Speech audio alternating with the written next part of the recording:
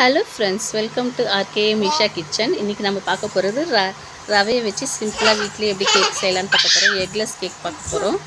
அதுக்கு தேவையான பொருட்கள் பார்த்துடலாம். 1 கப் ரவை, 1/2 கப் சர்க்கரை பவுட்ரு பண்ணி வச்சுருக்கேன், 1/2 கப் ஆயில், 1/2 கப் தயிர், 1/2 கப் பால், ஒரு 1/2 spoon baking powder, 1/2 spoon baking soda, ஒரு ஸ்பூன் பட்டர் யூஸ் பண்ணியிருக்கேன் நான். நீங்கள் இது ஆப்ஷனல் தான், பட்டர் யூஸ் பண்ணணும்னா யூஸ் பண்ணிக்கலாம். அதே மாதிரி வெண்ணிலா எசன்ஸ்க்கு பதிலாக நீங்கள் ஏலக்காய் பவுட்ரு, சக்கரை அரைக்கும் போது ஏலக்காய் போட்டு அரைச்சி எடுத்துக்கோங்க. ஒரு ஏலக்காய் போட்டு. சாக்லேட் சிப்ஸும் ஆப்ஷனல் தான் ஃப்ரெண்ட்ஸ். நம்ம வீட்டில் இருக்கிற பொருளை வச்சு நம்ம எப்படி ரெடி பண்ணுறோன்னு பார்க்கலாம். இப்போ ஒரு பவுல் எடுத்துக்கலாம். பவுலில் பவுட்ரு பண்ணி சர்க்கரை கொட்டி வச்சுருக்கேன் 1/2 கப் அளவு. இப்போ டம்ளர் மெஷர்மெண்ட் கூட நீங்கள் எடுத்துக்கோங்க ஃப்ரெண்ட்ஸ். ஒரு டம்ளர் எடுத்திங்கன்னா அதே அளவில் பாதி அளவு ஆயில் அந்த மாதிரி போட்டு எடுத்துக்கலாம். இப்போது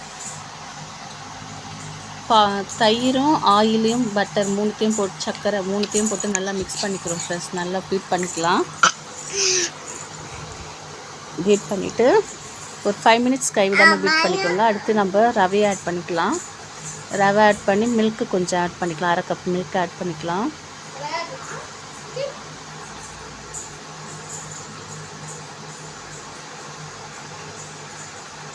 அதுக்கப்புறம் 1/4 spoon baking powder, 1/4 spoon baking soda add பண்ணிக்கலாம். நல்லா மிக்ஸ் பண்ணிவிட்டு 10 மினிட்ஸ் அப்படியே சோக் பண்ணிடலாம் ஃப்ரெண்ட்ஸ். சோக் பண்ணி எடுத்துகிட்ட பிறகு வெண்ணிலா எசன்ஸ் கொஞ்சம் சேர்த்துக்கலாம். ஒரு 2 ட்ராப் அளவு சேர்த்துக்கலாம். Milk maid optional friends. இது மில்க் மெய்டு ஒரு 2 ஸ்பூன் ஆட் பண்ணியிருக்கேன் நான். இது சேர்க்கும்போது நம்ம பேக்கரியில் கிடைக்கிற புட்டிங் மாதிரி இருக்கும். மில்க் மெய்ட் சேர்க்கும்போது சாக்லேட் சிப்ஸ் கொஞ்சம் சேர்த்துருக்கேன், ஒரு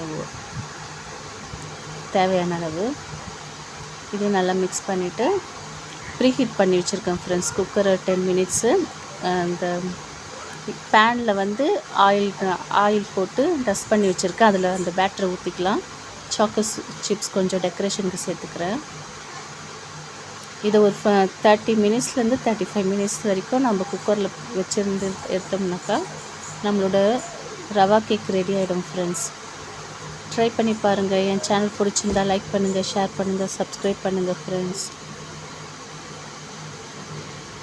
பாருங்கள், கேக்கு சூப்பராக ரெடி ஆயிடுச்சு.